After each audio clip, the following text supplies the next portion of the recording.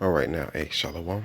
Unto the hopeful elect, first and foremost, I'm going to start by giving all praise, honor, and glory unto Yahweh Bahasham, Yahweh Shai Bahasham, Harakakadash, and double honors to the apostles and elders of the great millstone that rule well, and much peace and mercy unto the hopeful elect that's pushing his word in truth and sincerity. It's the brother Ayat coming back at you through the spirit, pushing this word into you so-called Negroes, Latinos, and Native Americans, which are the children of Israel, also known as the chosen people of the Heavenly Father. Okay, man, this is another story that just came out. It's always something going on, man. There's really never a dull moment. It says that Ohio football coaches, plural, allegedly forced Hebrew Israelite student to eat pork for missing practice. So things like this do take place, man, especially with our own people. Scriptures tell you that all Israel is not Israel.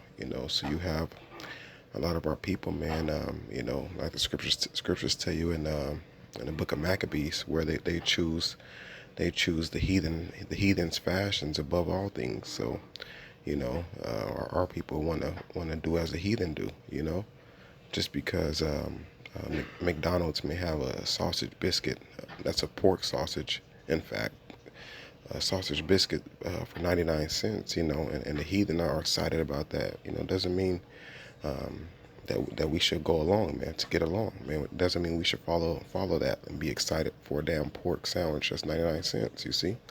But these things take place, man, where, ultimately, our people don't believe the truth. Don't believe the truth. Basically, they don't believe the truth. That they've been fed lies, and they fell for a lie. Only the heathen would enforce it so much that the laws are done away with, and you're good.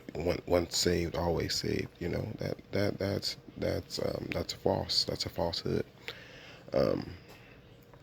But basically, man, to punish a student for missing practice by having them eat pork, they basically ordered pizzas and pepperoni pizzas, and told the young Jake he needs to eat the pizza slice since he missed practice. What happened to make him do some push-ups? What happened to make him doing suicides? You see, they did this intentionally. They knew that Jake he had integrity and he was sticking to his morals, and they figured that's the way to get to him. You see, hey man, these things take place, man. Here in this, in captivity, man, and the world is given to the hand of the wicked. I remember that happened to me maybe a while back when I went to Carl's Jr. and they had these Western bacon cheeseburgers on sale, and I ordered some, and I told them, of course, let me get those with no bacon on those. The damn manager was upset. He's like, I can't take the bacon off. Like, what the hell you mean you can't take the bacon off? If anything, that's helping you save product. You know what I mean? It's costing you more money to put the damn bacon on the sandwich just for me to throw it away or what have you. Just don't put the shit on there. He copped the attitude because I said no bacon on it. As if he's like, nah, this is how the sandwich comes. I need you to eat it like this. No, man, just don't put this shit on my sandwich, man. And it's just a shame. It's just a shame. Our people need to understand that our oppressors, man, they rule over us, and they don't want us to be back on top. Going into going into the Deuteronomy 28:1-15. They don't want those blessings to touch down upon us.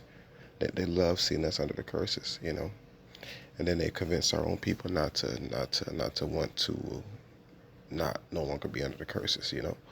But anyway, let me grab some scriptures, man. But going into this, man, these coaches basically they said it was a lie. They said that they told the Jake that he could take the pepperonis off it, but he still had to eat the pizza. Just a lot of BS basically. At the end of the day, it's a cut. It's a cut to our people that will force our own people to do these things because the young Jake told him, man, hey, I'm a Hebrew Israelite in which this coach is a Hebrew Israelite as well. That's his nationality. He told him, man, like, I can't eat that. So there goes this coach.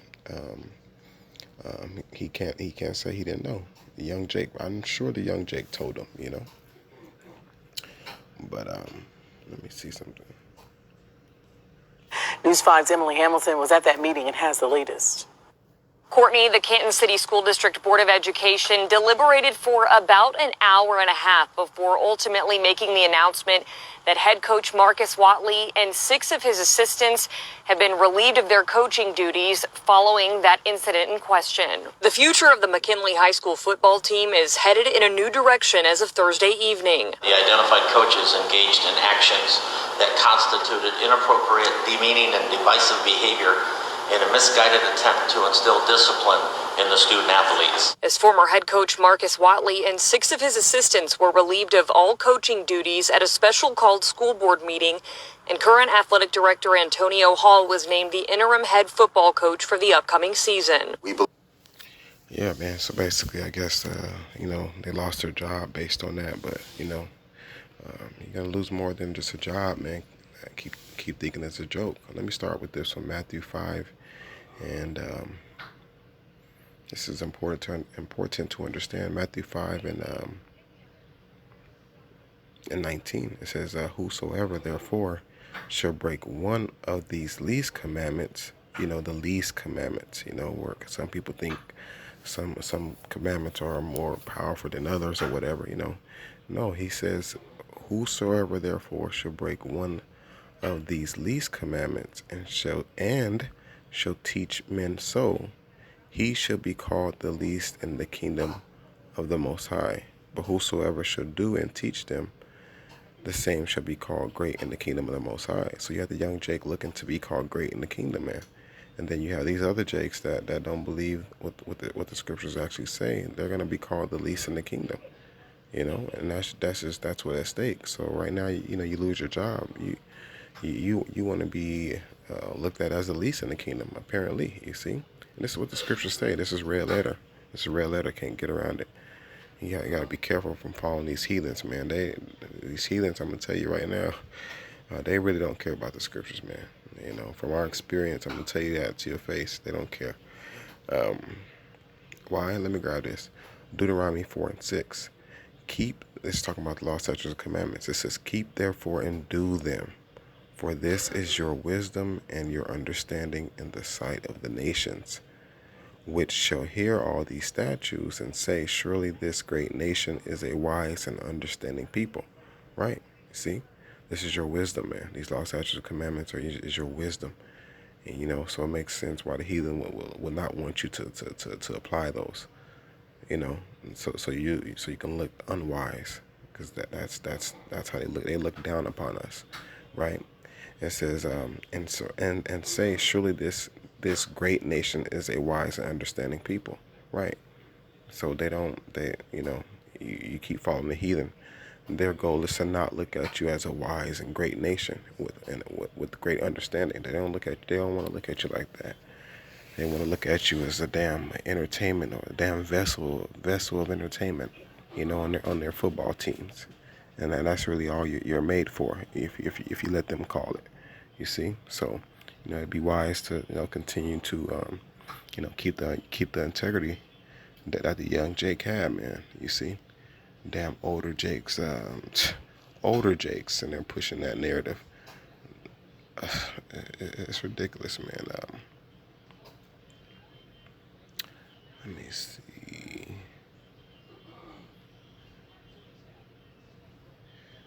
Okay, yeah, Con, that's really the point, man. But when you think about the scriptures, man, going into Baruch, the 4th chapter, man, it says this book basically is the book of the law, statutes, and commandments, man. All that leave them shall die, and all that take heed shall come to life. You see, so that's what's at stake, more than just your job. You see, and we're just telling it like it is, man. You must. It tells you that Romans 3 and 31, right? Let me grab that really quick and we'll end it with that.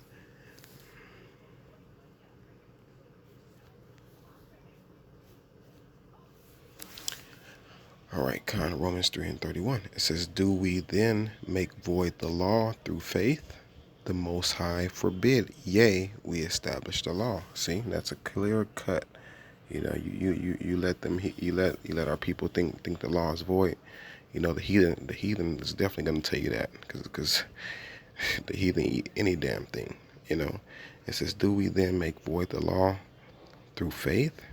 The Most High forbid, man. Meaning, no, we establish the law, right? So, shouts out to the young Jake that was doing what the scriptures tell you to do, and that's what it's all about, man. Scriptures say, if you love me, you obey. There's no getting around that. I'll leave it at that. All praise to our power, Yahweh Ba'asham, Yahweh Shai Ba'asham Rakakwadash Shalom.